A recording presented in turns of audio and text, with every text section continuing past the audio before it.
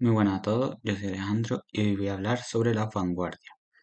Como ya sabemos, existen dos tipos de vanguardias. Las primeras, las cuales van desde comienzos del siglo XX hasta la Segunda Guerra Mundial, y la segunda, las cuales van desde la Segunda Guerra Mundial hasta la actualidad. Por tanto, comencemos.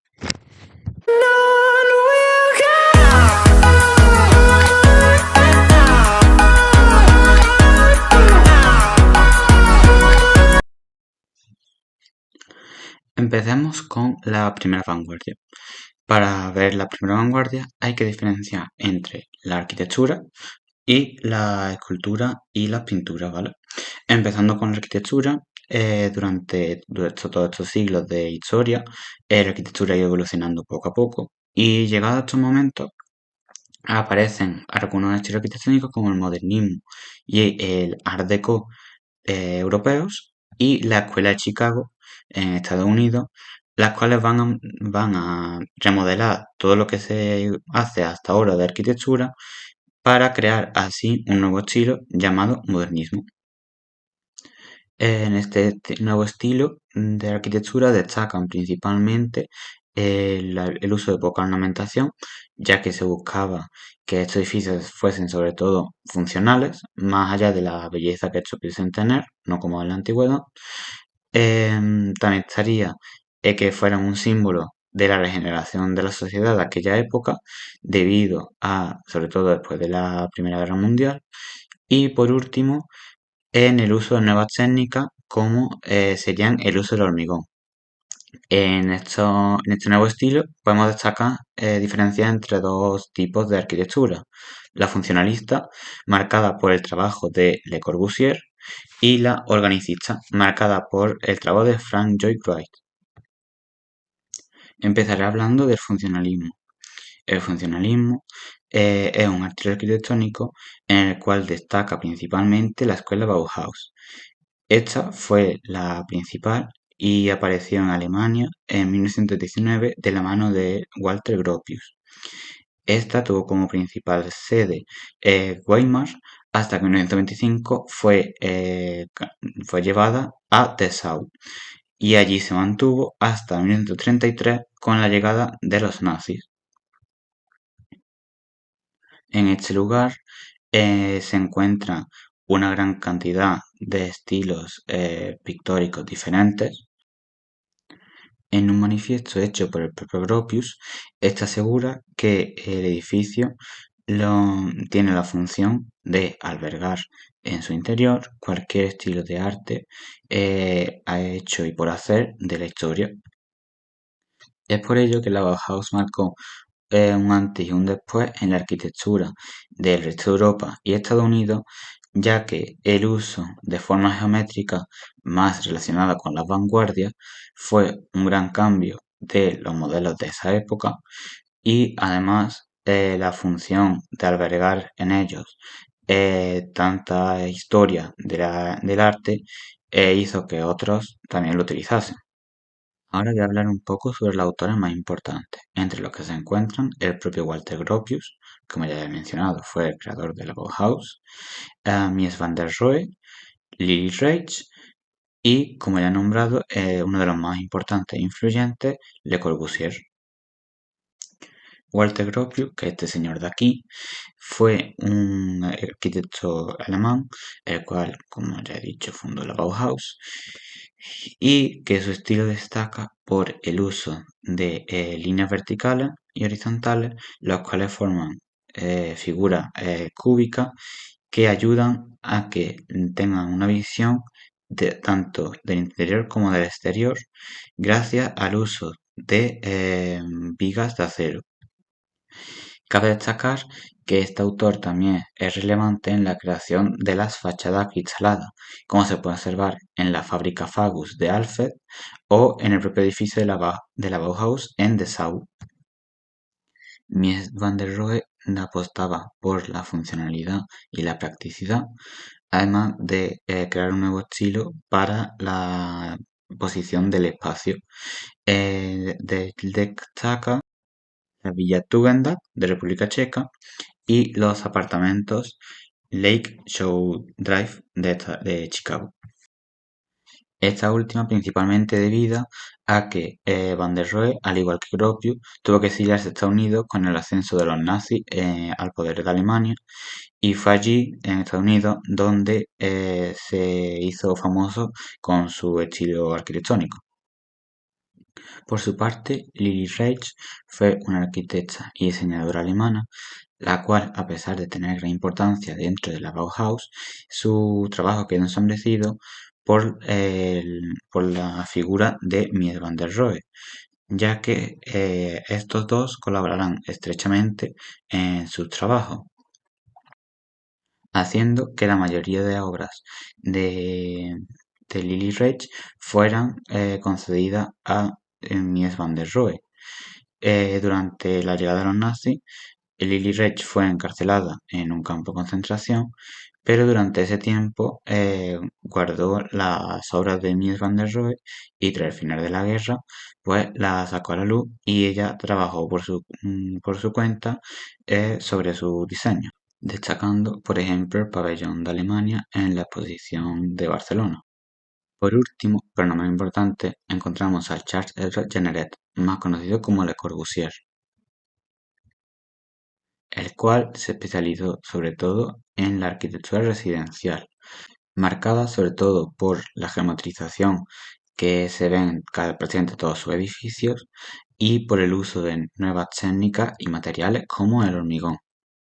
Para él, la arquitectura tiene 5 preceptos clave, como son la fachada y la planta libre, el uso de pilotes, las ventanas anchas alargadas y las cubiertas planas, como se puede ver en la casa Ozenfant y en la unidad de habitación de Marsella, aunque la más conocida es la capilla Notre-Dame-du-Haut de Routine. Ahora pasamos al organicismo cuyo máximo representante es Frank Lloyd Wright. Este estilo destaca por la integración de la arquitectura dentro de la naturaleza sin modificarla gravemente, como es el caso la Casa Kaufman en Pensilvania, Estados Unidos, la cual se encuentra incluida dentro de un bosque y sobre un río, y ninguna de las dos se ha visto gravemente modificada para la construcción de este edificio. Después de haber visto la vanguardia en relación con la arquitectura, vamos a pasar a hablar de las vanguardias en la pintura. Para empezar, hablaré del fauvismo. Esta tendencia recibe el nombre de la crítica que hizo Louis Bousseles, un crítico de arte muy reconocido de París, al ver una obra de Matisse, refiriéndose al término francés fauve o bestias en español. Como tendencia en sí, el fauvismo se trata de una liberación extrema del color nunca antes vista en la historia del arte, ya que se empiezan a utilizar colores que resaltan más la pintura y se libera un poco de esa influencia, como por ejemplo del claroscuro que se venía utilizando desde el Renacimiento. Dentro del fauvismo voy a destacar a el más importante posiblemente de tendencias como es Henri Matisse y por otro lado a uno menos conocido pero de igual calibre como es que es Van Dongen. Henri Matisse en un principio en su adolescencia se marcharía a París por obligación de su padre para estudiar Derecho, carrera la cual se acabó sacando, pero durante su tiempo de estudio en la universidad, el arte y exactamente las pinturas le atrayeron y por tanto abandonó la que sería la profesión de derecho y se dedicó totalmente a la pintura, provocando así grandes críticas como su padre, el cual en algún momento le llegó a comentar que es un trabajo para pobres y que acabaría viviendo en la calle. A pesar de ello, Henri Matisse se convirtió en uno de los pintores más importantes de la época, o incluso se podría decir que del último siglo, y nos dejó obras como Armonía en Rojo, pintada en el año 1908, y Peces, de 1914. Por otro lado, como ya he mencionado, está Kees van Dongen, otro autor neerlandés, cuyas obras más conocidas son El vestido azul y La violinista. Ahora hablaré del cubismo.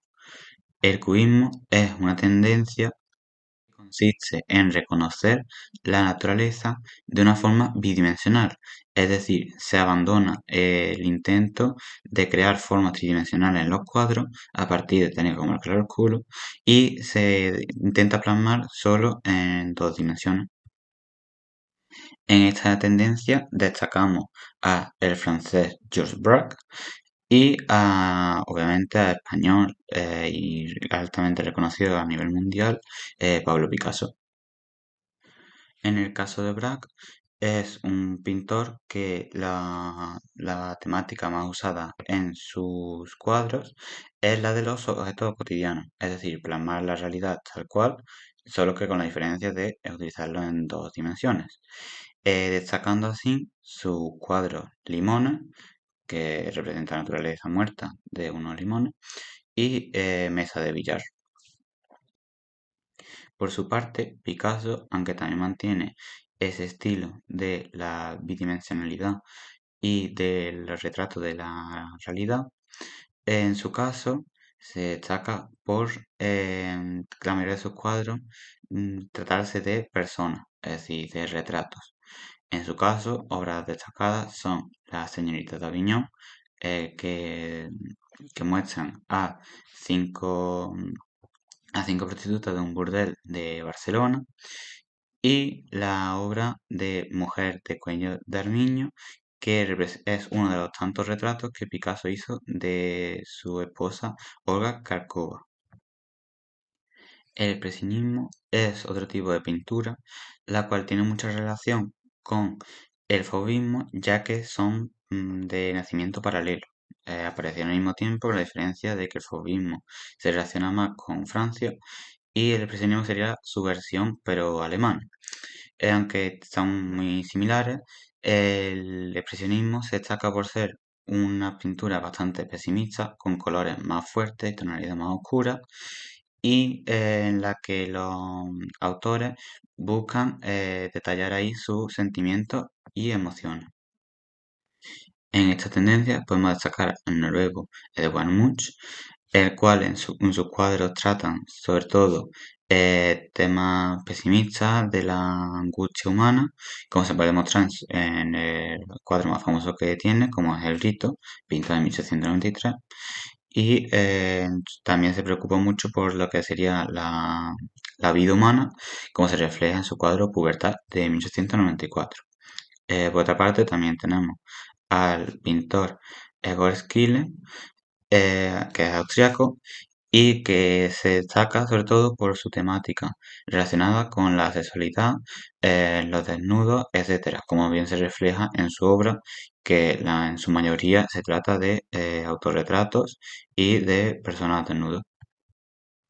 Por último, voy a hablar del surrealismo, el cual es una tendencia basada en dejar trabajar el subconsciente, es decir, que la pintura sea automática y que la mente se evoque a recuerdos de sueños o de la infancia. En esta tendencia destaca el mexicano Rufino Tamayo y el ruso Pavel Chelychev.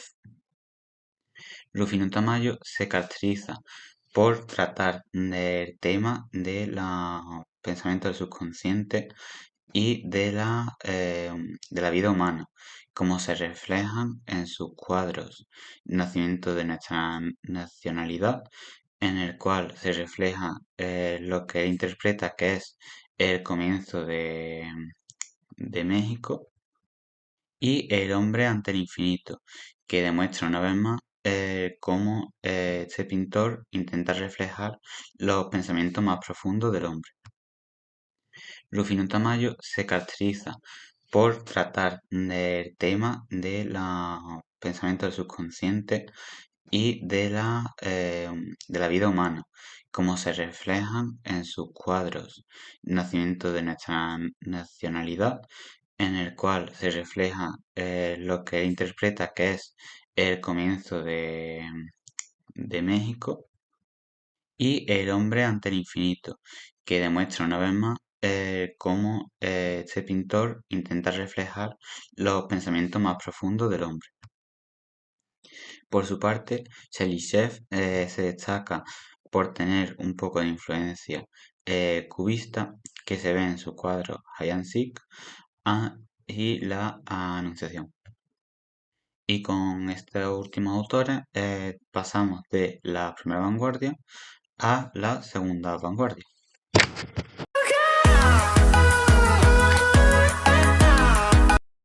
Para hablar de la segunda vanguardia tenemos que volver a diferenciar entre la arquitectura y la pintura. Como ya comenté al principio, la segunda vanguardia empieza tras la Segunda Guerra Mundial y tras esta el estilo predominante es el estilo internacional, que se trata de aquel estilo utilizado por los autores que mencioné en la primera vanguardia, como son Le Corbusier, Wright, Gropius, etc., los cuales hacen el resto de su trabajo en Estados Unidos. Este nuevo estilo se destaca por seguir las bases técnicas de la Bauhaus, pero también en ella destaca sobre todo la creación de los rascacielos de los más importantes de Estados Unidos, de la mano de Walter Gropius y de Miles van der Rohe.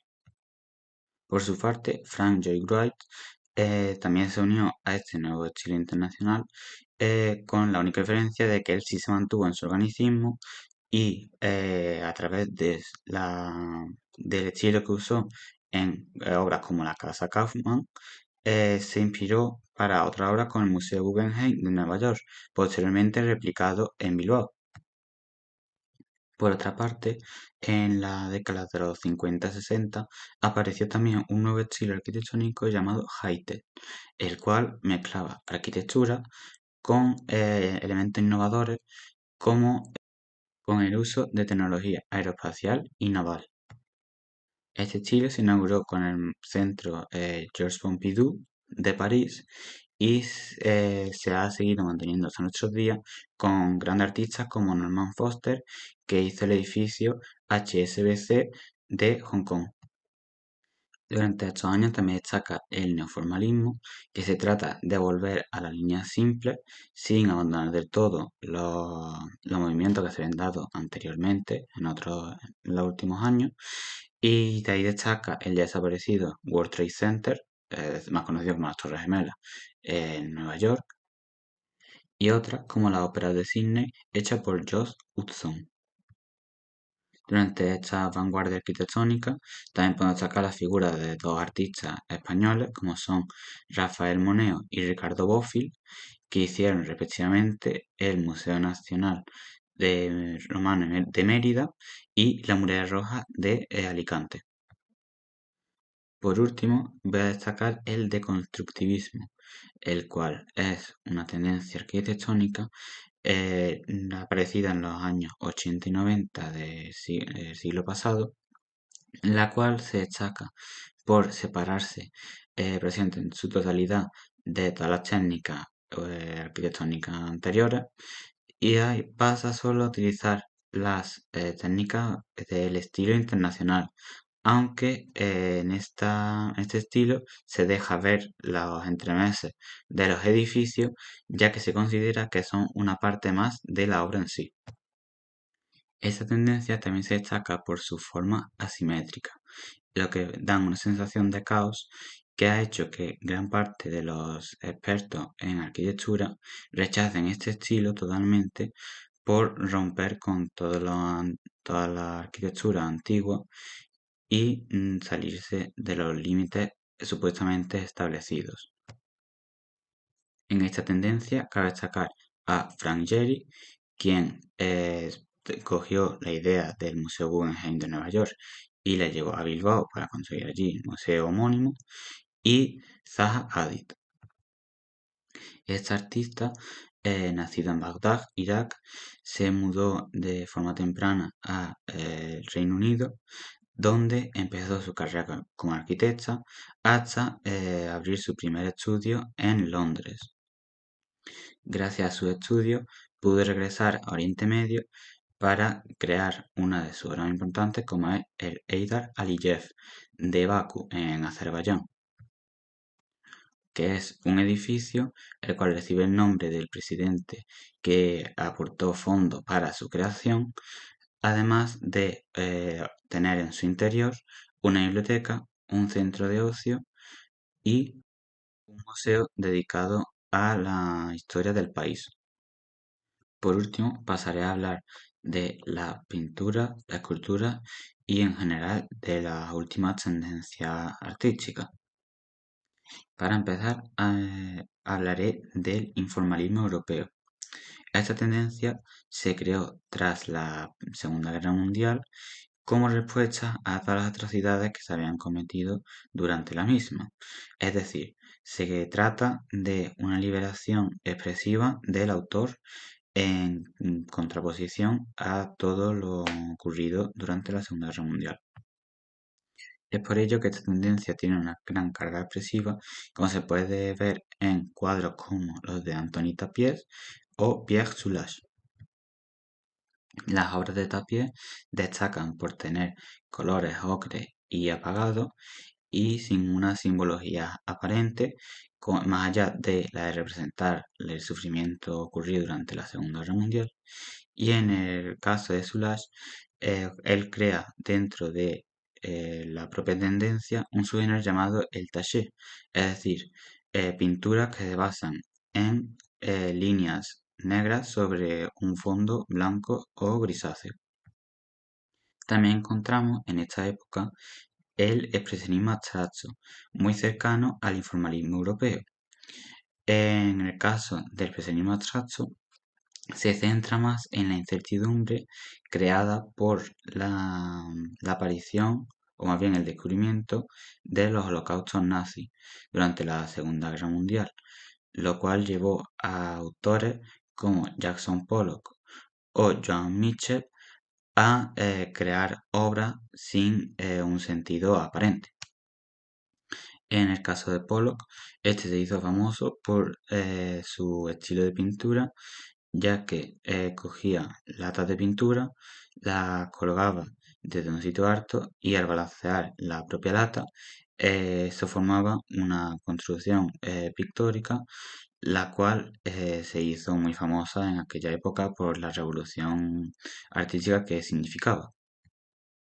Por su parte, Joan Mitchell destacó por realizar obras de estilo muy parecido al surrealismo, ya que en ella hacía figuras las cuales son un entresijo de líneas que no tienen ningún significado en sí, pero a las que ella le da un nombre y por tanto un sentido. Primero encontramos el minimalismo, el cual es una tendencia que se caracteriza por la composición a partir de bloques que dan una forma geométrica a la obra y que estas realmente no tienen ningún significado. Aquí destacan Robert Morris y Carl André. Con un estilo parecido está el arte povera, el cual se considera la versión mediterránea del minimalismo, ya que utiliza elementos desechados que se encuentran en cualquier lugar para darle un nuevo toque y darle una nueva importancia, siendo una crítica hacia el capitalismo. Aquí destaca Michelangelo Pistoletto y Marisa Merch. Ahora pasamos al arte cinético, el cual fue creado entre las décadas 50 y 60 y se trata de piezas en movimiento, las cuales crean una sensación de estilo y dinamismo, principalmente con la figura de Alexander Calder, aunque es más conocido por el trabajo posterior de Nicolas Koffer. Siguiendo la tendencia del arte cinético, llegaría el op art, conocido por ser una tendencia en la que cuyo objetivo es la búsqueda de que las personas que estén observando esa obra se tengan a ver todas las formas posibles que puede tener. Destacan las figuras de Víctor Vasarely y Eusebio Sempere. Seguidamente, una tendencia como el pop art llegaría a la escena. Básicamente, el pop art es una tendencia la cual busca alejarse totalmente del expresionismo abstracto, que ya comenté antes, y busca representar en esas obras ídolos en masa o objetos cotidianos que hacen pues esa función de alejarse de todo lo abstracto e irreal. Esta tendencia tiene dos focos principales, como son Reino Unido y sobre todo Estados Unidos, el cual en ese momento se encontraba en gran auge, sobre todo en cuanto al cine y los productos en general, como se pueden mostrar en las obras de Andy Warhol, el artista más reconocido de esta técnica, con su obra sobre Marilyn Monroe o la lata de sopa. Es también en Estados Unidos donde aparece una técnica muy cercana a la fotografía como sería el hiperrealismo. Como tal, no es un estilo de fotografía, sino un tipo de pintura la cual tiene tal perfección que es comparable con una. Estas pinturas están caracterizadas por tener hasta el más mínimo detalle del objeto, lugar o persona que se quiera representar. Sus máximos exponentes en pintura son Antonio López y Richard Estes. Por último, voy a hablar de las tendencias más actuales, empezando por arte conceptual, que se trata del uso de cualquier técnica, ya sea pintura, objetos reales o incluso escritura, como en Una y tres palas de Joseph, en la cual utiliza la representación de una imagen de una pala real y un texto en el cual dice pala. Aquí también encontramos el body art, en el cual se intenta llevar el arte al propio cuerpo como símbolo de rebeldía ante las estéticas anteriores, destacando las actuaciones de Ana Mendieta. También se encontraría el land art, el cual busca hacer obras en la naturaleza manteniendo cierta armonía, como es el caso de Robert Smithson. Por último, encontramos las performances. En este estilo de arte, lo que se busca es que toda la atención del visitante se centre en el propio artista más que en un objeto. Esto tiene unas características concretas como son el emplazamiento en sitios como museos, galerías o incluso se ha llegado a hacer en la calle, y se tratan de obras efímeras ya que no quedan, solo quedan en vídeos y fotografías que los propios artistas ponen a disposición de los interesados. Destacando aquí a Marina Abramovich y Joseph Beuys. Y hasta aquí sería mi videoexposición sobre las vanguardias. Durante esta videoexposición pude comprobar que solo en el siglo XX se han descubierto y creado nuevos estilos, tanto en arquitectura como en pintura, que han revolucionado a su manera eh, este, eh, este sentido artístico que había en el mundo. Espero que os haya gustado y que sirva de utilidad. Adiós.